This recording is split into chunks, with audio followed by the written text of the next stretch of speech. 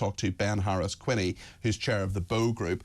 Ben, thank you for joining us this morning on this story about channel migrants being given the right to work in the UK. 16,000 of them. Just to reiterate the bare facts of this story, you come to this country on a boat. We don't know who you are. We don't know where you're from. You might not have any documents. It takes over a year to process your asylum claim. And even though we don't know whether you have the right to asylum or whether you don't, and we give over 70% of people the right, we grant asylum in most of those cases, even though that's not determined yet, those people are getting jobs in our care sector. Ben, what do you make of this? Well, look, it's a ludicrously hypocritical position from the government, because Sunak has wanted to make this issue front and centre.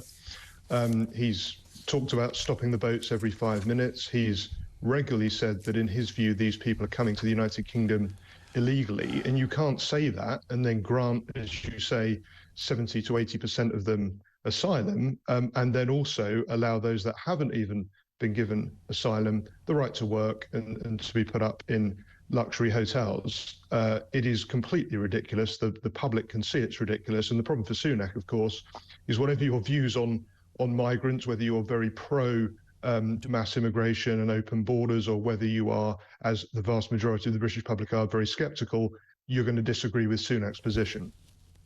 Yeah, I mean, it's a fascinating issue, and a lot of people are very annoyed about this. So a lot of people being in touch already, and in some of those professions, like caring professions, there are many immigrants who do a great job in the caring sector. I've been in the NHS, I've had relatives in the NHS, my grandmother had carers, some of whom were from Northern Ireland, some of whom were from other places. And look, if people are vetted, if people want to do the job, we should pay them a good wage and let them do it. That's fine. But the problem I have is people we don't know their backgrounds, and the fact that they may not be in this country legitimately, and we're paying them less than people who are legitimately in this country, have done all the right things. Yeah, but look, I mean, I think you've got to come back to the basic question of law and order. Yeah. Right. And if you're telling people that it is the view of this government that those people coming over on the small boats are coming here illegally, that's not the legislation that's in place. They need to change the legislation to reflect that. But that's what the government has said in rhetoric terms.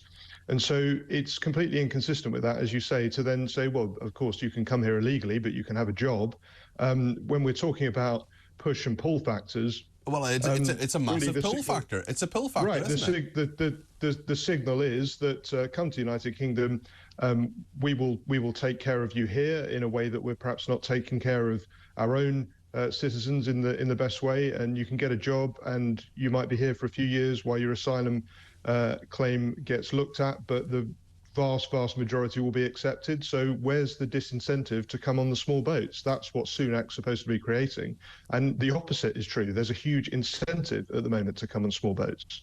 It certainly sounds that way. Let me read a few messages that we've got. Stuart says, regarding immigration, allowing the majority of the legacy backlog to stay is not what most people would call clearing the backlog. It's called fiddling the statistics. Well, it's interesting. I'm sure you saw this, Ben, that the Office of National Statistics slammed Rishi Sunak on Thursday for not being entirely truthful in regard to asylum statistics. Christine in Surrey says, clearing the backlog of illegal immigrants equals rubber stamping them through. We, the British people, Peter, are not stupid. Look at Denmark. They've finally woken up to the migration crisis. Another person has been in touch to say illegal immigrants could do volunteer, social, environment improvement activities such as litter picking, graffiti removal, or supervised urban landscaping, for example. Such activity could offset the cost of their housing, benefits and allowance costs. There is, I think that's a really good idea, but there is this point, Ben, that many people will make and say, well, we don't have enough carers in this country. We don't have enough people working in these professions. Maybe actually, if there are people sitting there doing nothing, maybe we should bring them in.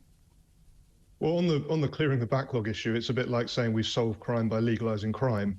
That's not what the British public want to see, and they want to see action not just on illegal migration in the small boats, but also the extremely record high numbers of legal migration also. That's been the case for many decades. The British public, I think, are pro-immigration, anti-mass immigration and anti-illegal immigration, and that's what successive governments have failed to implement. I mean, in terms of the employment issue, over the last 20 to 30 years, an economy in the United Kingdom has been created that is addicted to mass immigration.